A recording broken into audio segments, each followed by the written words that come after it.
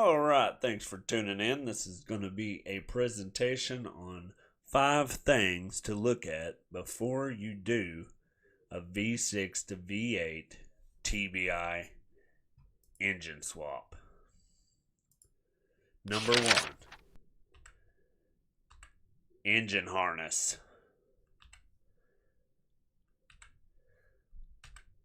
So basically on the engine harnesses, there will be a fuse box with relays. As you can see in this picture here, there is a difference in the relays. Top one is V6, lower one is V8. As you can see, this relay here is for the actual brake lighting and stuff on the C1500, where this one here is over on the side where it has like a separate harness just for it. Also, in the lower V8 fuse box relay port, there is no pins there for the brake lighting.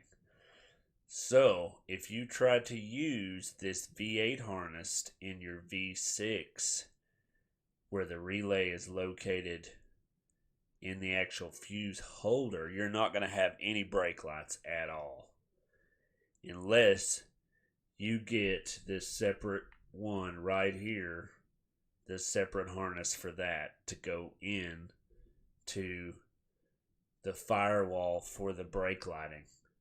So the best thing to do is just stick with the V6 harness that is part of the truck and not mess with this extra V8 harness with the relay for the brakes on the side.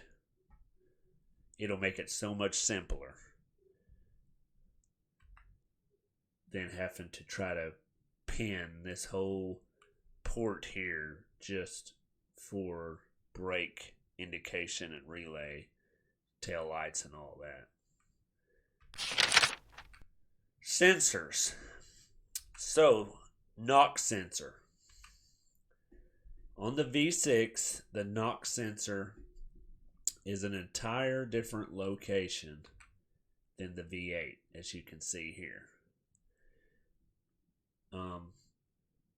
The V6 one is more towards the back of the engine around the distributor where the oil pressure sender is. The V8 one is down there below by the starter. So when you use the existing V6 harness, you're going to have to extend this wiring out. Because it will be too short because it came all the way from the back side of the motor. It's only one wire, so it's not a big deal. Just one wire, make it longer, and then you're good to go on the knock sensor. The second sensor that you will have to make longer on this V6 harness for the V8 conversion will be the coolant temp sensor that goes to the gauges, not the one that feeds the computer. It's in the same location up by the water neck, but the actual one that feeds the indication into your gauge. On the top, you can see the V6 one is on the driver's side there by the exhaust manifold towards the back. Well, on the V8, it's more forward up by number 1 piston, still in the same manifold area, but it's further out. So you got to extend that wiring another 4 or 6 inches. It's not much, but you got to extend it out because it won't not reach. But that's about it for sensors that you have to extend. All the other sensors are almost the exact location, V6 to V8. Number 2, ECM.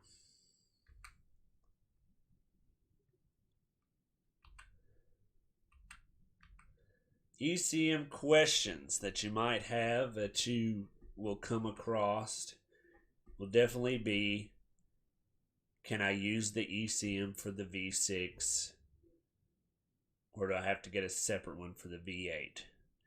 The answer to that question is no, you do not have to get a separate box. All you have to do is get this chip for the V8. That is it. Just a chip for a V8, and you can put it right in the V6 ECM. It'll work just the same. The ECMs are exactly the same. It's just chip different.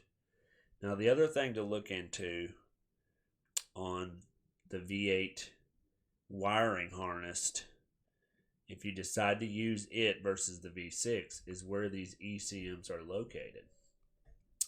Most of them are in the glove box area. That is where the one is in mine. So the harness pretty much routes into there. But there is some models out there of TBIs, like a 96 and up, where it's actually in the engine bay. As you can see here, circled in red on the lower picture. And the ECM won't look like the one here on the left. It'll be like a more waterproofed, sealed looking unit. That'll be a way to tell the difference, because if you're putting this in a truck where the ECM is in the glove box, I would probably try to find a donor motor engine that has it routed in the glove box. It'll save you a lot of time versus one that's already in the engine bay. And vice versa. If you already have a truck that has the V6 in the engine bay, then get a donor V8 that has the ECM in the engine bay. Vice versa. Next one, number 3, transmission.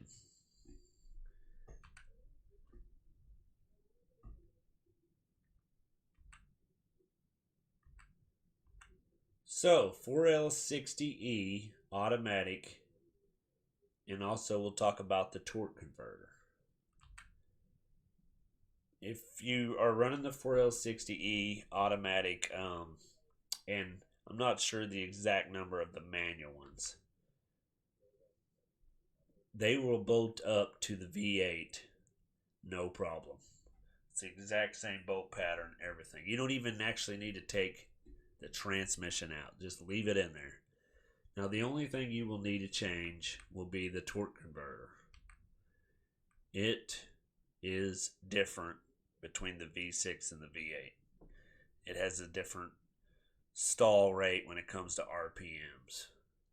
So that's the only thing that you really need to change out for this conversion. You don't even need to take the transmission out unless you want to. And that's basically it for transmissions. All the connectors are the same. All that, as long as you're doing the same model transmission that is out of the V6, it'll all be the same. So, the conclusion, leave the tranny in the truck and just remove the converter.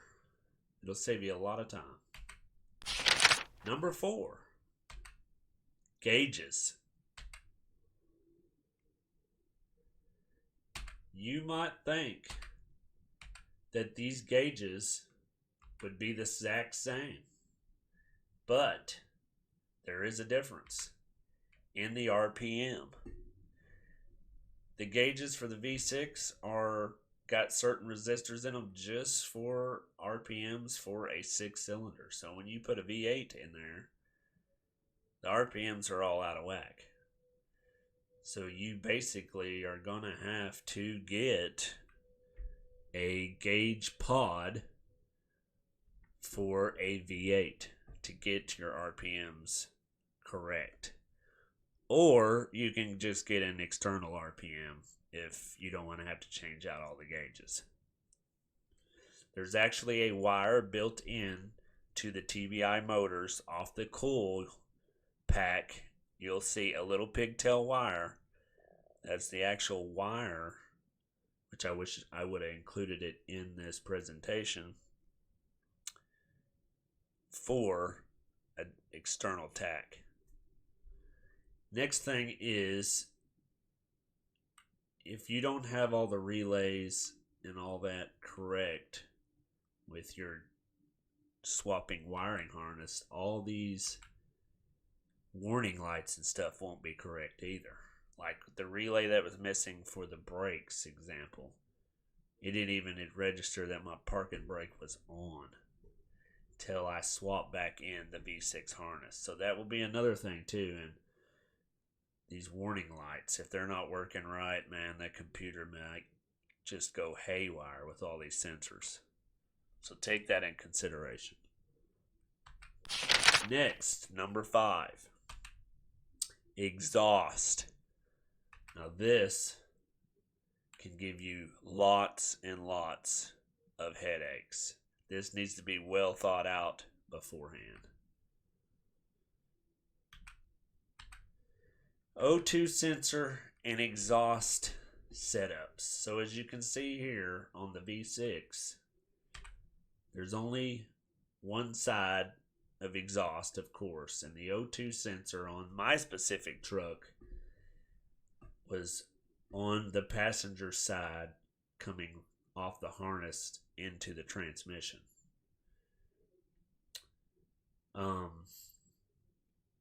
So this is the thing you'll run into with the V8. You know, the exhaust is not going to bolt right up. Now, it probably could if you did some modifications, but if you go with headers like you see here, shorty headers, which is what I did, you need to come up with you a whole different exhaust setup, and there is a numerous amount of things that you can come across. You can get Y pipes, X pipes, Z pipes, T pipes, whatever kind of pipes you want, or you can just take it to a custom shop and have it done. But in order to get it running, you're going to need an O2 registration for that computer ECM, or you may not even get it started, which is kind of the issue I was having.